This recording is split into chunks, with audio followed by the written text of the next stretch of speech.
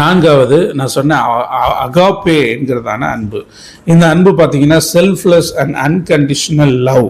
வேதம் சொல்லுகிறது யோவான் 1 யோவான் 4:8 தேவன் அன்பாகவே இருக்கிறார். ஒரு பெர்ஃபெக்ட் லவ். இதை எப்படி சொல்லலாம்? Unconditional love. அந்த அன்புக்கெல்லாம் ஒரு வரையறை இருக்கிறது. அந்த 3 விதமான ஈரோஸ், ஸ்டார்கே, ஃபிலியா, இதுக்கு ஒரு வரையறை இருக்கிறது.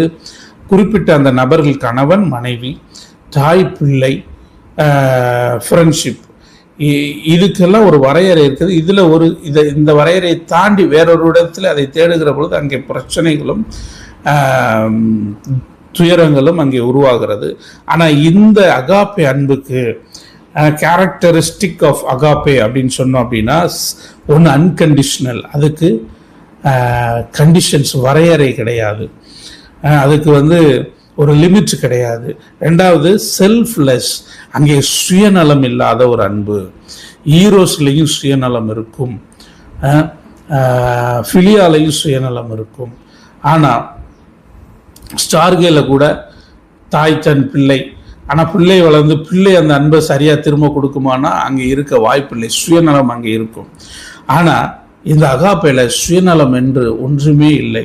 அதை பற்றி சொல்லணும் அப்படின்னா கெனோசிஸ் என்கிற ஒரு வார்த்தையின் பதத்தை அவர்கள் பயன்படுத்தி இருக்கிறார்கள். இந்த கெனோசிஸ் என்று சொன்னால் காமனாக அதற்கு என்ன மீனிங் என்றால் இரத்த கசிவு. கெனோசிஸ்க்கு வேதத்திலிருந்து எடுத்துக்காட்டாய் நாம் பார்த்தோம் என்று சொன்னால், இயேசு கிறிஸ்து தம்மைத்தாமே வெறுமையாக்கி அடிமையின் ரூபம் எடுத்து பூமிக்கு வந்தார் அப்படின்னு இருக்குது. தன்னை வெறுமையாக்கி தன்னுடைய அன்பை முழுவதும் ஊற்றி, தன்னுடைய ரத்தத்தை முழுவதும் இந்த பூமியில நமக்காக ஊற்றி, சுத்தமாய் ஒரு துளி சுயநலம் இல்லாமல் முழுக்க தேவன் நம்ம மேல் வைத்த அன்பை வெளிப்படுத்தி இருக்கிறார். எப்படிப்பட்ட அந்த அன்பு எப்பொழுது வெளிப்பட்டது என்று சொன்னால்,